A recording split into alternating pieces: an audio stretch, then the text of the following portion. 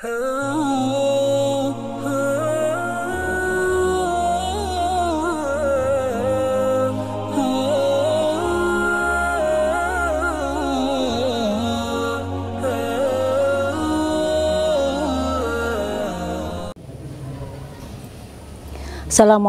warahmatullahi wabarakatuh. Alhamdulillahilladzi an'ama alaina wa hadana ala dinil Islam. Asyhadu an la ilaha illallah wahdahu la syarikalah wa asyhadu anna Muhammadan abduhu wa rasuluh. Allahumma sholli ala sayyidina Muhammadin wa ala alihi wa sahbihi ajmain. Amma ba'du. Anak-anakku sekalian, pada kesempatan sore hari ini kita akan sedikit membahas tentang bagaimana cara berbuka yang benar menurut Islam. Ya, berbuka adalah salah satu cara membatalkan puasa. Jadi finishnya orang melakukan puasa setelah seharian kita menahan sesuatu yang hal-hal yang membatalkan puasa adalah dengan cara berbuka. Kemudian Islam memberi aturan, ketika kita berbuka maka disunahkan yang pertama adalah membaca doa berbuka puasa. Kemudian segera berbuka puasa. Kemudian ketika Rasulullah menyontohkan berbuka dengan kurma, maksudnya berbuka dengan makanan yang manis. Kemudian selanjutnya yang pertama, kita hendaknya melakukan berdoa. Jadi berbuka ini adalah salah satu momen yang kita nantikan. Karena kita selama mulai dari terbit fajar sampai terbenam matahari, kita tidak makan dan tidak minum, maka ini adalah saat-saat kenikmatannya orang berpuasa. Jadi orang berpuasa itu merasa nikmat ketika berbuka puasa. Sehingga apapun yang kita makan ketika kita berbuka puasa akan terasa nikmat. Kemudian Rasulullah menyarankan berdoa dulu. Jadi kita membaca Allahumma laka sumtu wa bika amantu wa ala rizkika aftartu birahmatika ya arhamar rahimin. Kemudian kita batalkan. Kita batalkan ini bukan berarti kita harus makan kemudian menyantap semua yang akan kita makan yang sudah disediakan di meja, tapi satu yang pertama adalah kita batalkan puasanya. Boleh minum, tapi dianjurkan, disunahkan untuk makanan yang manis. Rasulullah memberi contoh yaitu dengan makan kurma.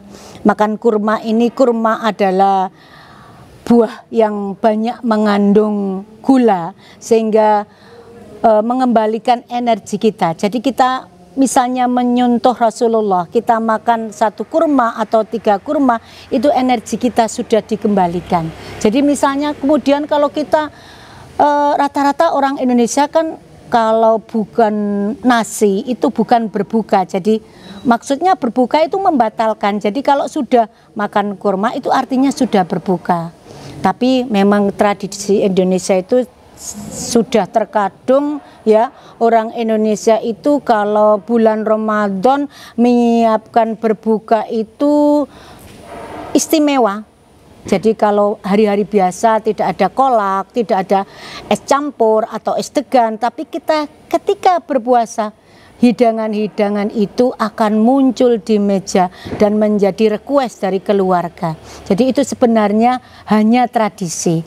Yang utama berbuka adalah kita segera berbuka, kemudian membaca doa, membatalkan puasa, diutamakan makan makanan yang manis.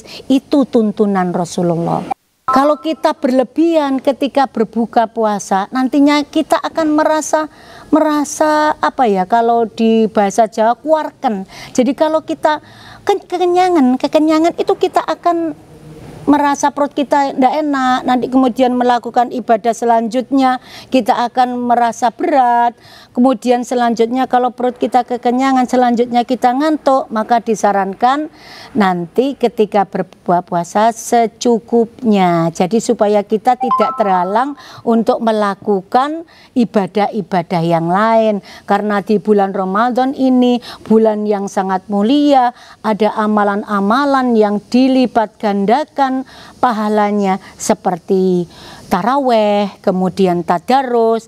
Kalau kita berbuka dengan secukupnya, insya Allah amalan-amalan ibadah yang lain bisa kita laksanakan dengan baik.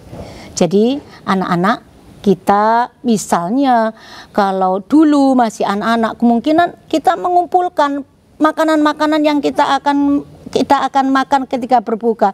Jadi ada menu-menu yang sudah disiapkan. Ya, Islam tidak mengajarkan seperti itu. Cukup secukupnya ketika berbuka. Nanti misalnya ketika sesudah taraweh, sudah melakukan tadarus, kita mungkin bisa makan makanan lagi.